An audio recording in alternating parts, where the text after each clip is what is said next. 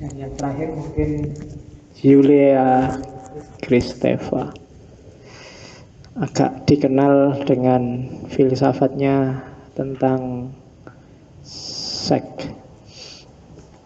Ya minggu depan ya sekali-sekali biar nggak terlalu lama ngomong tentang yang gaib-gaib, yang hantu-hantu gaya timur. Oke, cuma malam ini kita ketemu dengan beliau Ronggo Warsito, tokoh besar pujangga yang memang gelarnya asli pujangga. Kalau sesi kita sesi para pujangga yang memang namanya asli pujangga ya Ronggo Warsito. Pujangga itu kan istilah di bahasa Indonesia. Aslinya bujangga. Bujangga itu ular. Jadi ulo. Saya tidak tahu kok pujangga ulo, tapi ular itu konotasinya adalah cerdik sebenarnya zaman dulu. Makanya bahkan pengobatan pun simbolnya juga ular kan. Medis itu pakai ular. Jadi simbol kecerdikan itu ular. Saya tidak tahu, mungkin ada banyak mitos yang cerita tentang bagaimana cerdiknya, bagaimana dahsyatnya makhluk yang namanya ular. Di Cina bahkan ular itu punya banyak sekali mitos. Termasuk yang kalian paling kenal itu tentang naga, itu kan juga jenisnya ular. Ada salah satu syair, saya lupa miliknya Ronggo Warsito apa enggak, tapi pinternya ular itu antara lain bahwa dia tidak punya tulang, tapi kepalanya bisa berdiri. Oh, itu maknanya dalam. Kamu artikan sendiri. Cari. Loh iya kan, ular itu kan tidak ada tulangnya, tapi kepalanya bisa berdiri, bisa. Oh, itu filosofinya beda itu. Oke. Tokoh kita malam hari ini adalah beliau Ronggo Warsito. Ronggo Warsito ini kalau di Jawa biasanya disebut pujangga penutup. Sama kayak Nabi Khotamul Anbiya, dia Khotamul Pujangga. Kalau di Jawa ya memang dia digelari itu, penutupnya para pujangga. Memang lahir dari keluarga pujangga, khususnya yang dari jalur ayahnya. Jadi dia ini keturunan Pajang sekaligus keturunan Demak. Ayahnya kalau ditarik garis keturunannya ketemunya Sultan Hadiwijoyo lewat jalur Pangeran Benowo. Kalau ibunya nanti ketemunya Sultan Bintoro Demak. Dia juga keturunan keempat atau lima Yosodipuro II. Yosodipuro ini salah seorang pujangga puncak dalam tradisi kejawen. Jadi memang lahir dari kasta pujangga. Ronggo Warsito ini masa kecilnya bernama Bagus Burhan.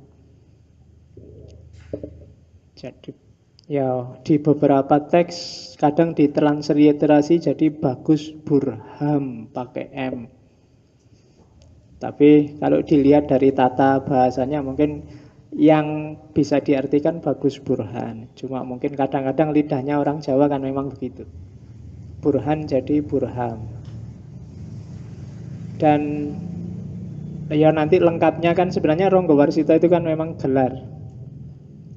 Lengkapnya kan Raden Ngabei Ronggo Warsito. Raden ini kalau dalam tradisi Solo ya keturunannya bangsawan, sampai level 4 itu masih bisa pakai Raden. Tapi kalau sudah keturunan kelima dan seterusnya mungkin tidak. Kalau Ngabei itu menunjukkan dia kelompok sepuh, gelar belakangan pasti. Kalau orang sudah tua, sudah belakangan biasanya Ngabei, tapi sebelumnya pasti dia pakai gelar yang lain. Kalau Ronggo itu semacam senopati perang, panglima perang, pangkat lah. Salah satu pangkat kemiliteran itu Rangga, Ronggo. Makanya dulu tempatnya para senopati biasanya desanya disebut Keranggan. Tempatnya para panglima, para senopati. Kalau Warsito itu ajaran. Ronggo Warsito berarti dia panglimanya ilmu, panglimanya pengetahuan. Gelarnya Ronggo Warsito. Yang kita bahas pagi ini sebenarnya Ronggo Warsito 3. Nanti kakeknya Ronggo Warsito 2, nanti ada lagi buyutnya Ronggo Warsito 1. Jadi dia ini level 3. Ini kan sama kayak di Barat itu kan biasanya kalau anaknya pakai junior. Nah, kamu besok juga gitu boleh. Kalau bingung nyari nama anaknya dibikin sama aja. Namanya Abdul ya, Abdul kedua. Nah, enggak apa-apa. Abdul junior kayak. Cuma ini gelar Ronggo Warsito tidak bisa dibikin sendiri karena dia dianugerahi. Kakeknya dan ayahnya termasuk anggotanya Pangeran Diponegoro waktu perang melawan Belanda. Bahkan nanti ayahnya termasuk yang tewas di penjaranya Belanda karena disiksa. Ini nanti yang melahirkan beberapa intrik, termasuk terakhir nanti belakangan dicurigai juga sebenarnya Ronggo Warsito juga tewasnya karena dieksekusi. Meskipun masih misterius sampai hari ini. Bagus Burhan itu sejak kecil sebenarnya nakalnya luar biasa. Ceritanya agak mirip-mirip Sunan Kalijogo. Sukanya judi, sabung ayam. Jadi kalau sekarang mungkin agak langka ya. Kalau nakal-nakalnya sekarang mungkin bukan judi tapi main game online itu terus. Oh iya kan biasanya itu kalau hari ini main game online. Kalau sabung ayam yang tidak ada. Paling apes kan narkoba kamu hari ini. Itu nakalnya zaman itu sukanya judi sabung ayam. Kalau hari ini yang judi kan paling togel kan hari ini. Saya tidak tahu masih apa kenal generasimu togel ya. Generasi di atasmu masih banyak yang maniak togel. Itu sehingga oleh ayahnya nanti dikirimkan ke pesantren di Ponorogo. Kiainya namanya Kiai Imam Besari. Kiai Imam Besari ini masih menantunya Pakubuwono kedua. Pondoknya namanya Pondok Gebang Tinatar. Sekarang sudah nggak ada, tinggal masjidnya. Kalian boleh kalau mau ke Ponorogo sekitar ke selatan sekitar 10 kilo masjidnya masih ada, Mas. Masjidnya sangat mirip Masjid Demak, cuma lebih muda, lebih tua Masjid Demak. Gayanya agak mirip. Tidak ada pakunya untuk nyambung. Kayu-kayu di atas itu ya pakai kayu aja, pakai tatar. Yang alumni sana, yang saya ingat selain Ronggo Warsito itu Cokro Aminoto. Itu juga alumni sana belakangan. Dan jangan salah, kalau ditelusuri secara silsilah nanti banyak sekali kiai-kiai yang sebenarnya masih keturunan dari Kiai Imam Besari. Termasuk Gontor, Tebu Ireng, dan beberapa pondok besar yang ada di Jawa. Dan kesanalah Ronggo Warsito berguru dengan dikawal oleh seorang pengasuhnya namanya Ki Tanujoyo. Ki Tanujoyo ini khusus tugasnya adalah mengawal Ronggo Warsito biar nggak nakal. Termasuk waktu ke pondok. Sayangnya ndak kerasan di pondok. Karena sudah terbiasa seneng-seneng. Akhirnya melarikan diri dari pondok. Sama pemomongnya juga. Jadi tidak enak kan pondok itu. Tidak biasa gitu. Terus dia lari di pondok. Bahkan diceritakan sampai ke Madiun. Madiun berarti dia agak lari ke utara. Cuma di sana kelaparan. Kalau dalam ceritanya, karena dia tidak punya apa-apa sampai hutan-hutan lari kelaparan di jalan. Terus Kiai Imam Besari mimpi bahwa Ponorogo dan Madiun akan terancam kelaparan kalau muridnya ini nggak diselamatkan. Katanya gitu dibabat, terus dicari, akhirnya ketemu, dibawa pulang ke pondok. disuruh nyantri lagi. Tapi ya tetap males. Tetap nggak cocok ngaji model pesantren. Akhirnya dimarahi habis-habisan oleh Kiai Imam Besari sampai dia tersinggung. Nah, itu titik balik sudah. Orang biasanya kalau sudah kesenggol, tersinggung, itu baru dia mulai marah, ingin balas dendam. Ketika dia tersinggung itu, ya kalau bahasa sekarang, emangnya saya tidak bisa pinter kayak kiai, bangsanya kayak gitu. Dan akhirnya dia dimulailah fase tirakatannya Ronggo Warsito, Bagus Burhan. Dan saya bilang tadi mirip Sunan Kalijogo, waktu dia menetapkan hati untuk tirakat, dia melakukan puasa 40 hari. Ada cerita sambil kungkum, ada yang bilang tidak sambil kungkum sih, tapi di atas sungai, di atas bambu. Jadi bambu satu dia di atas itu. Tidak makan, tidak tidur, makan sehari untuk buka puasa hanya pakai, kalau di Babat ceritanya hanya pakai pisang kelutuk, gedang kelutuk. Itu kan gedang yang paling menjengkelkan kalau dimakan, karena isinya banyak kan itu. Jadi sehari hanya makan itu satu selama 40 hari. Jadi puasa dan tirakatan di situ. Sampai kemudian kalau bahasanya orang Jawa dapat wahyu. Jadi wahyu itu tidak cuma keraton, tapi juga wahyu kewaskitaan, wahyu kependetaan, wahyu keulamaan. Konon ceritanya di hari terakhir, malam 40, waktu dia ingin menyelesaikan tirakatnya, dari makan pisang sekarang makan nasi yang pertama kali, kendilnya yang dipakai untuk nasi tiba-tiba kejatuhan cahaya. Dan tiba-tiba di dalam kendil itu ada ikan wader yang sudah matang dan siap dimakan. Ya, itu di Babatnya begitu. Dan begitu dia makan ikan wader itu titik balik. Kalau Buddha itulah, disitulah pencerahan. Pikirannya terbuka, kesolehannya terbuka, dan belajar tidak lama terus dia jadi asistennya Kiai Kasan Besari. Dan kemana-mana jadi wakil dakwahnya. Oleh Kiai Kasan Besari namanya diganti dari Bagus Burhan dipanggil Mas Ilham. Ada yang namanya Ilham nggak di sini? Ya, karena dia dapat ilham.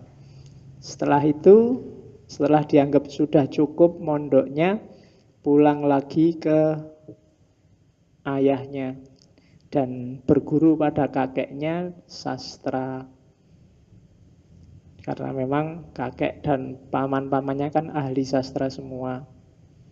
Tidak lupa nanti dia diangkat sebagai murid sekaligus anak angkat oleh adiknya Pakubuwono keempat. Dari, saya lupa namanya, tapi dari beliaulah ini nanti dia diajari ilmu kanuragan, ketangguhan jasmani, ketangguhan rohani. Jadi dapat ilmu sastra, dapat ilmu kanuragan, dan tadi dari Kiai Imam Besari dia dapat banyak sekali ajaran Islam. Dan dari situlah nanti terbentuk cara dia berpikir. Nah, yang khas itu karir politiknya. Puncak karirnya Ronggo Warsito itu zaman Pakubuwono ke-7. Puncaknya, hampir semua karya besarnya ditulis di era Pakubuwono ke-7. Dan mulai surutnya karirnya di era Pakubuwono ke-9. Pakubuwono ke-9 ini tidak terlalu suka sama Ronggo Warsito, karena dia curiga Pakubuwono ke-9 ini ayahnya itu Pakubuwono ke-6. Ayahnya itu ditangkap oleh Belanda, diasingkan ke Ambon karena dianggap kaki tangannya Pangeran Diponegoro. Sebelum ayahnya ditangkap, yang ditangkap duluan itu ayahnya Ronggo Warsito. Nah, ayahnya Ronggo Warsito ini disiksa habis-habisan, disuruh cerita siapa saja yang jadi kaki tangannya Pangeran Diponegoro. Dalam cerita sebenarnya dia tidak cerita, cuma Belanda memang memfitnah bahwa yang cerita Pakubuwono VI terlibat dengan Pangeran Diponegoro itu ayahnya Ronggowarsito, dan Pakubuwono IX percaya itu, sehingga zaman Pakubuwono IX ini Ronggowarsito habis-habisan disisihkan, didiskriminasi. Kalau dalam cerita Babat itu ada cerita satu ketika saking marahnya, dan ini yang bikin Ronggowarsito prihatin luar biasa, mungkin juga tersinggung luar biasa, waktu ada pisauanan itu Ronggowarsito dilempar pakai kotak kecil, saya tidak tahu kotak apa, pokoknya ada kotak kecil, peti kecil dilemparkan ke wajahnya.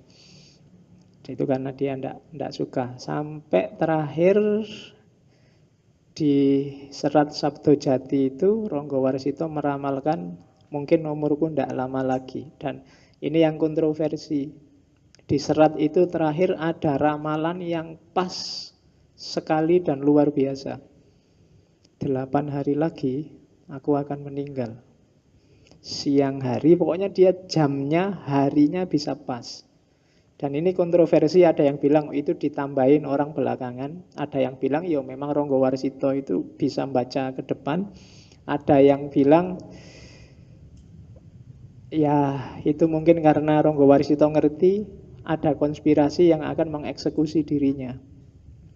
Jadi Belanda sama Pakubuwono sudah kong kali kong, sudah merencanakan bahwa tanggal sekian, jam sekian Ronggowarsito akan dieksekusi, dan dia tahu itu. Sehingga Ronggowarsito akhirnya meninggal, dan meninggalnya misterius. Entah meninggal karena sakit, karena apa, orang taunya bahwa dia bisa meramal kapan saat dia meninggal. Dan itu salah satu misterinya Ronggowarsito. Nah, itu sejarahnya. Itu baru dongengnya. Kita kan nggak sibuk dengan dongengnya. Pikiran-pikirannya Ronggowarsito nanti kita lihat ya. Karena saya tidak tahu ini berapa persen yang Jawa, berapa persen yang luar Jawa. Tapi jangan khawatir nanti. Syairnya tak terjemah ke bahasa Indonesia. Iya. Dan jangan berharap saya nyanyi nembang ya. Ya. Daripada kamu tidak kerasan nanti dengar suara saya, mending aku rasa nyanyi. Itu jatahnya Pak Herman nanti. Oke, seratnya mungkin beberapa sudah teman-teman baca. Cuma bagi saya, bagi banyak orang, Ronggowarsito itu daya ramalnya luar biasa. Hanya saja kalau kita hanya berhenti di Ronggowarsito sebagai seorang tukang ramal, kita akan mereduksi sangat banyak pikiran-pikirannya. Maka bolehlah mungkin di antara kedahsyatannya seorang Ronggowarsito adalah kemampuan daya ramalnya, tapi di balik itu ada visi luar biasa. Ada visi kemanusiaan, ada visi kebatinan, ada visi kejawaan yang luar biasa. Itu Ronggowarsito. Bahkan di zaman dia hidup ada beberapa orang Belanda yang jadi muridnya, berguru pada Ronggowarsito karena kagum pada kemampuannya. Oke, bismillah, kita mulai. Karena ngaji filsafat, kita belajar filsafatnya. Oke, kayak kemarin ya, Inayat Khan, kita masuknya pakai keyword, passwordnya. Untuk paham Ronggowarsito, sebenarnya keywordnya bagi saya ada 3 hal. Yang pertama, kewaskitaan, kesatuan dan laku. Dan yang ketiga, perputaran nasib. Atau kalau di Jawa disebut cokro manggilingan. Jadi ini khas. Kewaskitaan itu tidak perlu diragukan lagi. Ronggowarsito itu orang yang waskito. Waskito itu sebenarnya bisa ada beberapa klasifikasi. Orang yang wawasannya sangat luas itu bisa waskito. Waskito itu ngerti apa yang terjadi besok. Misalnya kalau dilihat dari hawanya kayak gini, mungkin 3 jam lagi hujan akan turun. Itu tidak dari ilham, tapi kalau di Jawa namanya ilmu titen. Jadi kewaskitaan itu tidak harus kamu dapat wahyu atau ilham. Kayak temenmu berdua sama pacarnya masuk hotel. Terus kamu bilang, itu paling sebentar lagi hamil itu mesti. Nah itu bukan karena kalian waskito kan itu. Itu ya. Jadi kewaskitoan itu ndak harus kamu iso maca. Itu kan sama, membaca masa depan. Ora suwe mesti meteng kuwi. Itu waskito juga kan, tapi tidak karena dapat ilham. Kalau orang Jawa ada dimensi waskito yang bukan karena lagu, namanya ilmu titen. Kayak kamu punya teori, sumuk banget yo ini mesti mau hujan. Itu ilmu titen, biasanya begitu. Meskipun ya nggak mesti hujan, kadang-kadang dapat sumuknya aja. Hujannya enggak. Nah, itu waskito. Kalau bahasa Inggrisnya biasanya disebut clairvoyance. Clair itu clear, jelas, voyant itu penglihatan. Jadi dapat penglihatan yang jelas. Nah, bagi orang-orang tertentu memang bisa membaca masa depan. Meskipun kadang-kadang wujudnya hanya isyarat-isyarat. Isyarat itu yang dia terjemahkan. Jadi itu kewaskitoan. Yang kedua, ciri khasnya Ronggo Warsito adalah kesatuan. Nanti ini bahkan puncak ajaran ketuhanannya agak mirip dengan Hamzah Fansuri dan kawan-kawan. Wahdatul wujud. Dan yang kedua, laku. Jadi dimensi pengetahuan itu hanya berguna kalau berdasarkan kesatuan dan laku. Laku itu dijalankannya, kesatuan itu tujuan akhirnya. Jadi kalian punya ilmu apapun tidak ada gunanya kalau tidak dijalankan dan kalau tujuannya bukan Tuhan, bukan Allah. Belajar ilmu apapun, apakah itu fisika, matematika, biologi, apalagi filsafat, tafsir, dakwah, tarbiyah, dan macam-macam. Jadi harus ada dimensi lakunya. Dimensi laku itu berarti ada dampak praksisnya. Tidak sekedar teori. Tidak ada gunanya numpuk pengetahuan di kepala yang tidak relevan dengan hidupmu sehari-hari. Buat apa? Segala yang mubadir itu temannya setan, termasuk ilmu yang mubadir. Maka ilmumu nggak boleh mubadir. Tidak ada gunanya kalian apal kitab, apal hadis, bahkan apal Quran, kalau perilakumu tidak mencerminkan yang kamu apalkan. Maka katanya orang Jawa, ngelmu itu kelakone kanthi laku. Harus ada lakunya. Dan laku itu tidak ada gunanya kalau tujuan akhirnya bukan Allah, bukan Tuhan.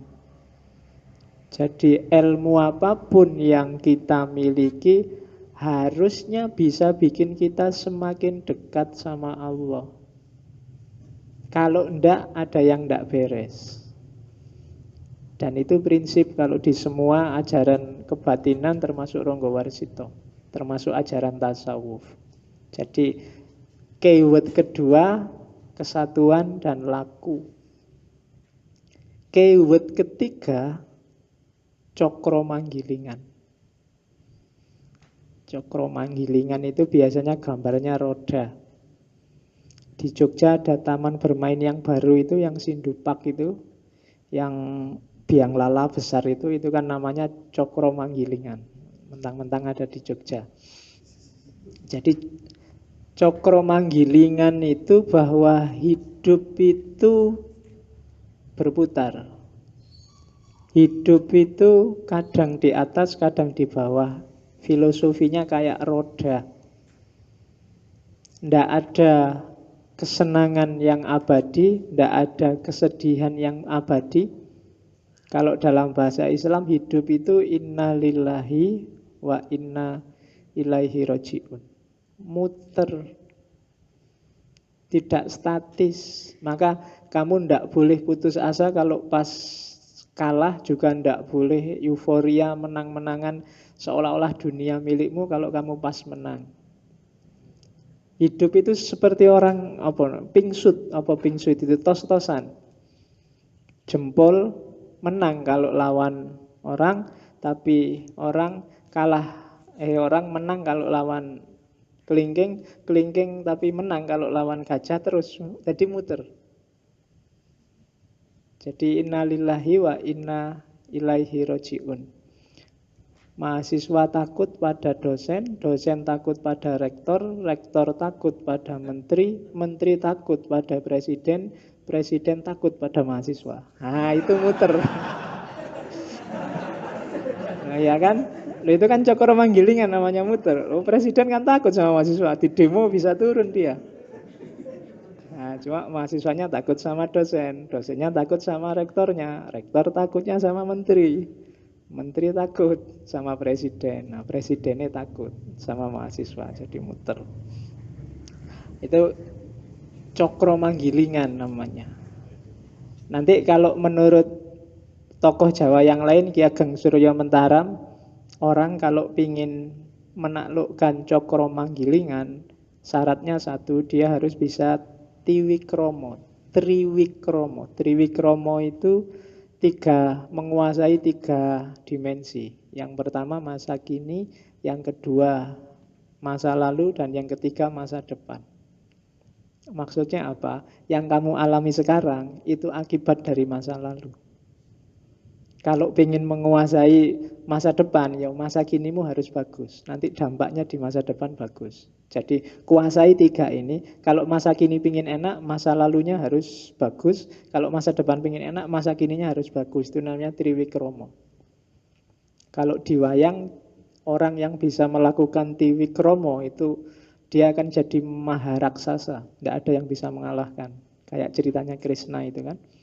Krishna itu kan waktu mau perang Baratayuda, dia dilecehkan oleh Duryodana dan kawan-kawan, akhirnya marah, keluar ke alun-alun. Kalau di Jawa Tiwikromo, dia jadi raksasa besar luar biasa, tidak ada yang bisa menaklukkan.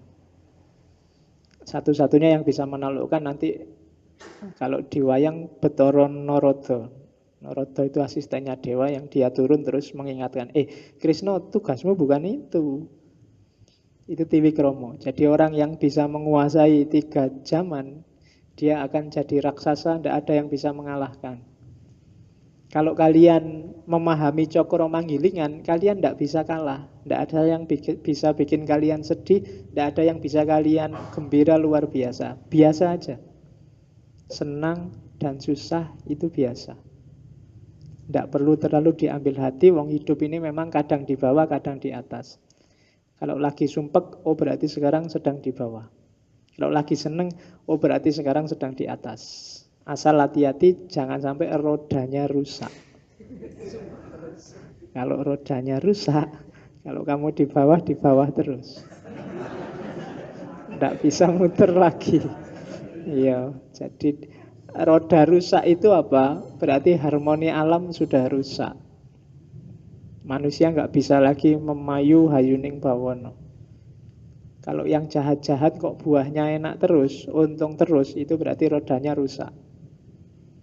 Kalau yang baik-baik dapat jatah sumpek terus, itu berarti rodanya rusak, jalannya nyeleweng. Harus ada yang meluruskan. Oke, cuma jangan takut, di filosofinya kejawen, filosofinya sufi, selalu akan ada orang yang diutus oleh Allah, diperintahkan oleh Allah untuk meluruskan roda, untuk dandani roda. Zaman dulu mungkin nabi-nabi, kalau sekarang mungkin para wali, para ulama. Oke, jadi belajar Ronggo Warsito harus kenal cokro manggilingan. Nanti kan cokro manggilingan itu ada zaman rusak namanya Kolotido, terus diganti zaman Kolosubo, zaman enak, nanti rusak lagi, ganti lagi. Itu namanya cokro manggilingan. Di sebagian besar karyanya logika cokro manggilingan yang dipakai oleh Ronggo Warsito. Jadi dia seorang yang waskito, bisa membaca masa depan. Dia orang yang sudah tamat melakukan laku dan mengalami kesatuan dalam hidupnya, dan juga punya filosofi hidup cokro manggilingan. Itulah nanti dasar semua pemikirannya Ronggo Warsito. Oke, itu tadi yang tak sebut. Ada di catatan saya ada 4 orang yang sangat berpengaruh terhadap Ronggo Warsito. Yang pertama yang ngomong dia. Namanya Ki Tanujoyo. Jangan salah, karena selalu nempel ke Ronggo Warsito dapat pelajaran banyak tentang cara berpikirnya orang kecil. Jadi itu penting. Jangan salah, karena orang-orang di sekelilingmu itu menentukan caramu berpikir. Karena dia selalu ditempel oleh Ki Tanujoyo, maka Ronggo Warsito termasuk orang yang peka terhadap situasi rakyat kecil. Kalau yang di sekelilingmu orang bangsawan semua, orang besar semua, orang elit semua, susah kalian bisa menangkap apa yang terjadi di masyarakat kecil. Dan itu keuntungannya Ronggo Warsito. Bahkan di beberapa babat ada cerita Ronggo Warsito itu bisa paham bahasanya binatang. Itu sebenarnya metafor luar biasa untuk menunjukkan bahwa dia peka dan paham terhadap bahasa orang kecil, bahasa kasta rendah, bahkan sampai binatang. Itu jasa dia ditempel terus oleh Ki Tanujoyo. Meskipun ada cerita yang ngajari judi, yang ngajari adu jago itu Ki Tanujoyo itu. Lah ya ndak apa-apa lah, tapi paling enggak kan dia ngerti logikanya orang kecil. Ya, oke. Terus yang kedua ya Kiai Imam Besari. Ini sufi yang mengajarkan syariat, tarekat, hakikat termasuk akhlak. Dan kalau tadi Ki Tanujoyo yang nempel ke Ronggo Warsito, kalau dalam kasus Kiai Imam Besari, Ronggo Warsito yang nempel pada Kiai Imam Besari karena dia asistennya. Di bidang agama, Kiai Imam Besari lah yang berjasa besar. Kalau sastra ya kakeknya Yosodipuro II, dan tadi yang saya lupa namanya Pangeran Haryo Buminoto. Ini yang guru kanuragannya. Jadi penting juga kalian olahraga, tidak cuma olah jiwa, untuk membangun kepercayaan diri, harga diri juga. Keteguhan hati, keteguhan iman itu mensana in corpore sano. Maka didikannya Pangeran Haryo Buminoto itu bikin seorang Ronggo Warsito merasa kukuh, merasa teguh, tidak penakut. Saya tidak tahu anak zaman sekarang apa masih ngerti bangsa-bangsa dunia kanuragan. Mungkin 1-2 masih ada yang tertarik. Atau mungkin era sekarang kanuragannya beda. Skillnya bukan lagi skill jurus tapi skill IT misalnya. Yang tidak bisa IT pontang-panting. Nah, itu mungkin kanuragannya beda. Yang penting kamu punya andalan. Biar pede. Karena hidup itu paling tidak 1-2 harus ada yang bisa dibanggakan. Baru kepalamu bisa tegak. Kalau nggak punya, bikin. Kalau nggak ada, bikin. Latihan. Latihan apa? Nggak ketang kamu bisa nyervis laptop apa HP rusak kan ada kebanggaan. Aku loh bisa nyervis. Nah, kan ada. Paling nggak ada itu. Kalau nggak punya itu, kepalamu nggak bisa tegak. Syukur-syukur banyak keahlianmu. Dan itu lumayan untuk membangun kepercayaan diri. Oke, jadi ini yang mempengaruhi, yang membentuk cara berpikirnya seorang Ronggo Warsito. Maka kamu juga kalau ingin jadi orang besar, pinter-pinter nyari orang yang kamu tempel, atau pilihlah siapa yang boleh nempel kamu. Itu akan bentuk dirimu. Jangan sembarangan. Yang sembarangan buat friend biasa aja. Cuma untuk yang dekat dan berpengaruh, pilihlah, sortirlah. Atau kalau kamu sedang tidak dekat padahal itu penting, kejarlah. Kalau di sufi orang disuruh cari mursyid. Jadi kenapa itu untuk membentuk dirimu? Kalau tidak, kamu tidak akan jadi apa-apa. Ya orang besar itu kan ada yang dikejar sendiri, ada yang memang karena nasib. Nah, kalau kita kan kelihatannya kalau nasib kok ya enggak. Ya, jadi berarti kita harus kejar sendiri, kita bikin sendiri. Terus Di semua kitab serat kidungnya Ronggo Warsito, isinya kalau diklasifikasi itu. Kadang tentang tradisi dan ritual, kadang tentang toto kromo, toto susilo, etika, yang ketiga tentang yang gaib, yang supranatural, dan yang keempat puncaknya adalah ilmu kasampurnan, kebatinan, spiritualitas. Ilmu kasampurnan kadang juga disebut kasunyatan. Kali di sufi ini level-level manunggaling kawula Gusti. Jadi kalau di Jawa itu ilmu ada levelnya. Ada ilmu kanoman, ada ilmu tadi kanuragan, ada ilmu kedunian, keduniaan, ada ilmu kasepuhan, dan puncaknya ini, ilmu kasunyatan, kesempurnaan.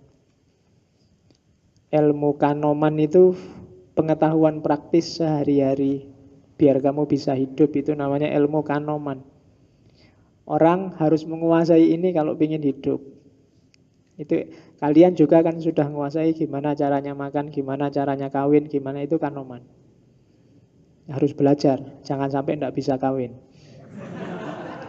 Oh, iya kan? Itu ilmu kanoman. Di level atas sedikit ada level kanuragan. Kanuragan ini mengolah daya yang sebenarnya sudah ada di potensi dirimu, tinggal diaktualkan. Apakah itu daya jiwa atau daya jasmani atau daya rohani. Namanya kanuragan. Kalau hari ini yang jasmani ya olahraga lah. Kalau zaman dulu ada aji-ajian mantra dan lain-lain. Terus di atas itu ada ilmu kadunian. Ilmu